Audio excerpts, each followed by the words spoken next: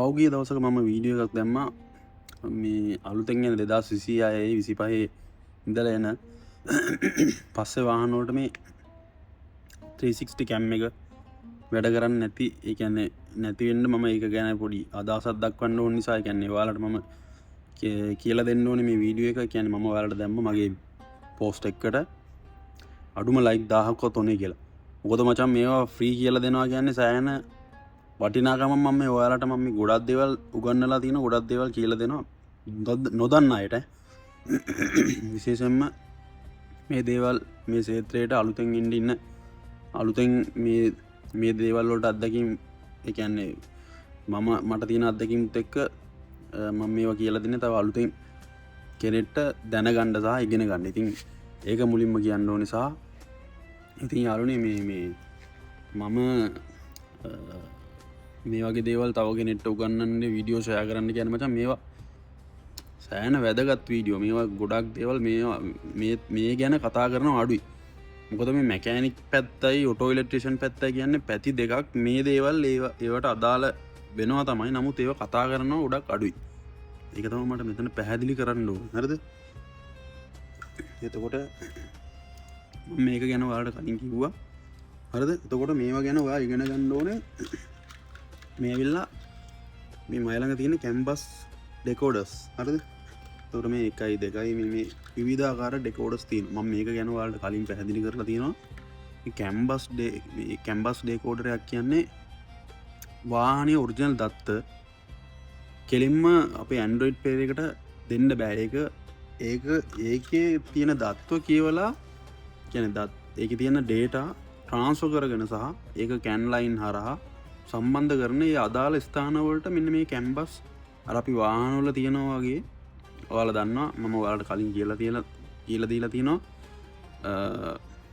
Gateway control module එකකින් කරන කාර්යය ඔයාලා දන්නවා. CAN 9 ඒ කියන්නේ ඒරියා කන්ට්‍රෝල් නෙට්වර්ක් එකේ අපි මම කියලා දුන්නා කොහොමද මේකේ මේ තියෙනවා වෙනම මේ ගේට්වේ කන්ට්‍රෝල් මොඩියුල් එකක්. ඒක වගේ ක්‍රියා කරන එක කොටසක් තමයි මේක. මොකද මේවා ආෆ්ටර් මාකට් වාහන වලට සම්බන්ධ වෙන, ඒ කියන්නේ කැම්බස් ඩෙකෝඩර්ස්. ඉතින් මේ ඩෙකෝඩර්ස් වල තියෙනවා විවිධාකාර මාදිලි, ඒ කියන්නේ Suzuki, Toyota, Nissan, Honda ඔය වගේ විවිධ මාධ්‍යයන් හරහා මේවා අපිට මේ ආෆ්ටර් මාකට් එකේ දැක බලා ගන්න පුළුවන්. ඉතින් මේ මම කියලා දෙන්නේ මොකද අලුතෙන් එන වාහන වලට මේක ගහනකොට මචං ඇත්තරම වයර් කපන්න නැතුව ගහන්න බෑ. මේක වයර් අපිට කපන්න නැතුව ගහන්න පුළුවන්. මේකට අදාළ ඔපොසිට් සොකට් එක හොයාගන්න ඕනේ. මේවා හරි. මේකේ මම ඩයග්‍රෑම් එක ඔයාලට මේ වීඩියෝ එකකින් කියලා දෙන්නේ නැහැ. මම මේකේ හැඳින්වීම විතරයි අද කරන්නේ. හොඳට මතක තියාගන්න. හරිද? මොකද මේක ගොඩාක් අය මට කියලා තිබ්බා මේ වෙන වීඩියෝ දාගන්න එක හොඳයි මේ වීඩියෝ එක බලනකොට වඩා. ඉතින් පුළුවන් නම් දාගන්න, මට ප්‍රශ්නයක් නැහැ. මම මචං මේවා කියලා දෙන්නේ හරි සරල විදියට. ඒතකොට මේක මචං Lexus එකක්. හරිද? ඉතින් මේකේ මේ ඉන් අවුට් දෙකම තියෙනවා. මේකේ ඇවිල්ලා මේ කැම් එක, ස්ටීරින් වීල් කන්ට්‍රෝල්, වාහනේ තියෙන ඔරිජිනල් ඩේටා පද්ධතිය හරහා මේක සම්බන්ධ වෙනවා. කැම් ලයින් සෙට් එක 360 ගොඩාක් දේවල් මේක, ඒ කියන්නේ ඉන් අවුට් දෙකක් තියෙනවා මේකේ. මේ පොඩි සොකට් එක ඇවිල්ලා වාහනේ ආෆ්ටර් මාකට් මේකින් එන එක, ඒ කියන්නේ ආෆ්ටර් මාකට් සෙටප් එකකින් ඔඩියෝ කන්ට්‍රෝල් එකකින් එන එක සහ මේක අවුට්පුට් එක. මේ වගේ වර්ග ගණනාවක් තියෙනවා. ඉතින් මේක ගැන පැහැදිලි කරනවා නම් හරිද ළමයි? ඉතින් මේක ගැන ඔයාලට ඉස්සෙල්ලා පැහැදිලි කිරීමක් කරන්න ඕනේ. හරිද? ඔයාලා දන්නවද LVDS සහ CBVS කියන්නේ මොකක්ද කියලා? ඉස්සෙල්ලා ඔයා දැනගන්න ඕනම කාරණා තමයි LVDS කියන්නේ මොකක්ද කියලා. LVDS කියලා කියන්නේ මචං දැන් අද කාලේන වාහනවල හරිම ඉතා කියන්නේ 3.0 වගේ මිලි වෝල්ටේජ් එකකින් තමයි මෙයාලා ක්‍රියා කරන්නේ. මෙයාලගේ වෝල්ටේජ්තාවය වැඩ කරන්නේ. ඒ කියන්නේ මේ LVDS කියලා කියන්නේ low voltage differential signal කියන එක තමයි මේකෙන් කියවෙන්නේ. low voltage differential signal. ඉතින් මේ සිග්නල් එක යවන්නේ කොහොමද කියලා මම ඔයාලට කිව්වා. අද කාලේ එන වාහනවල ගොඩාක් මේ 360 එක වැඩ කරන්නේ වෝල්ටේජ් එක ගොඩක් අඩුවෙන්. ඉතින් මේකෙන් කියන්නේ ඉතාම ඉක්මනින් high speed එකෙන් මේක, ඒ කියන්නේ ට්‍රාන්ස්ෆර් වෙනවා මේක මේ 360 view එක. හරිද? ඒතර මේක හරීම මේ වෝල්ටේජ් දාවේ සෑහෙන අඩුයි. මේ වගේ රෑන් පද්ධතිය මේක එන්න වයර් 3ක් වගේ ඊටාම අඩු වයර් 3කින් තමයි වැඩේ වෙන්නේ. හරිද? එතකොට මේ ඔයාලට මේ ඒක තමයි මුලින්ම මට පැහැදිලි කරන්න ඕනේ. ඊළඟ කරුණ තමයි අපි ඔයාලා දන්නවා පරණ අපි ඔය HD ඒ කියන්නේ මේක HD එකට එන අදාළ දෙයක්. sorry. ඊට අමතරව මම කිව්වා ඔයාලා දන්නවා අපි පරණ කියන්නේ පරණ වාහන වල සාමාන්‍යයෙන් අපි හයි කරපු කැමරාස් වල තියෙන CVBS එක. ඒ කියන්නේ ඊටාම අඩු ඒ කියන්නේ හැම වාහනයකම වගේ මේක ඔයාලට බලා ගන්න පුළුවන්. ඒ කියන්නේ දැන් මෙහෙමයි. ඒක ගැන කියලා දුන්නොත් මචං මේ LVDS සහ CVBS කියලා කියන්නේ මාදිලි දෙකක්. ඒ කියන්නේ මෙහෙමයි. ඕක සාමාන්‍යයෙන් දල වශයෙන් හැම වාහනයකම වගේ ඉස්සර ආපු වාහනවල මේ SD කැමරා කියන්නේ SD කැමරා දැන් නෝමල් කැමරා වල ඔය කියන්නේ ඔය CCTVs වල සාමාන්‍යයෙන් අපි ඔය අමතර RC කේබල් කියලා කියන්නේ ඒ වගේ පොඩි ඒ කියන්නේ ඒක ඇවිල්ලා ඒක ගැන මම ඔයාලට කියන්නම්. CVBS කියලා කියන්නේ Composite Video Baseband System. ඒක තමයි CVBS කියලා කියන්නේ. ඒක සාමාන්‍යයෙන් කලර් ඊට පස්සේ සවුන්ඩ් සින්ක් වෙනවා. ඕක තමයි ප්‍රධාන කාර්යය. කියන්නේ කලර් ඒ කියන්නේ දැන් අපි ඔය RC කේබල් වලින් යවන්නේ කලර් එකයි වොයිස් එකයි. ඔන්න ඔය විදිහට තමයි ඒක සාමාන්‍යයෙන් සින්ක් වෙන්නේ. ඒක තමයි පරණ සිස්ටම් එක. දැන් එන සිස්ටම් එක තමයි LVDS එකේ. ඒ කියන්නේ low voltage differential සිග්නල් එකෙන් කරන්නේ අත්‍තරම ලෝ කියන්නේ ඉතාම ඉක්මනින් Tamange යන කියන්නේ මේ යුනිට් එකෙන් කන්වර්ට් එකක් තමයි කරලා දෙන්නේ. ඉතින් මම මේක ගැන ඔයාලට මේ හරි අදාළ අදහසක් විතර අද දුන්නේ. මේකේ ඩයග්‍රෑම් එකක් ගැන මම කිසි දෙයක් කියලා දෙන්නේ නැහැ. මේකෙන් මේවා තමයි ඉස්සරහට එන හැම වාහනයකම වගේ එන්නේ දකින්නේ. ඔයාලට දැක බලා ගන්න හම්බෙන්නේ මේවා විතරයි. මොකද මේ වෝල්ටේජ් එක හරියටම අඩු යුනිට් එකකින් තමයි මේවා ඔක්කොම හදලා එවන්නේ. කියන්නේ මිලි 0.35 වගේ මිලි වෝල්ටේජ් එකකින් තමයි මේ වගේ අත්‍තරම ඩේටා ට්‍රාන්ස්ෆර් කරගන්නේ. ඉතින් ඊටාම ඉක්මනින් මේක වෙනවා.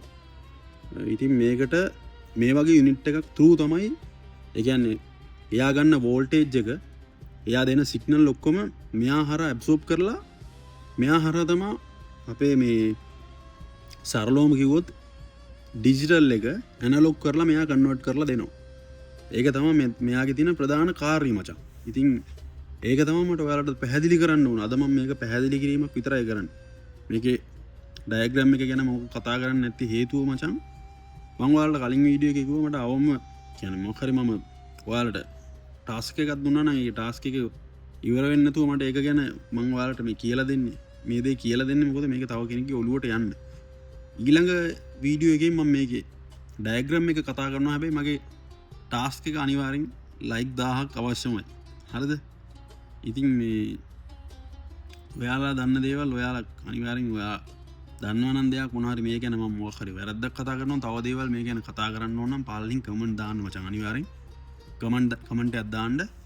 ඉතින් මේ කැම්බස් ඩේකෝඩර්ස් වර්ග ගොඩක් තියෙනවා. මම ඔයාලට කලින් වීඩියෝ වල කරලා තියෙනවා. මගේ රීල්ස් වලට ගිහිල්ලා බලන්න.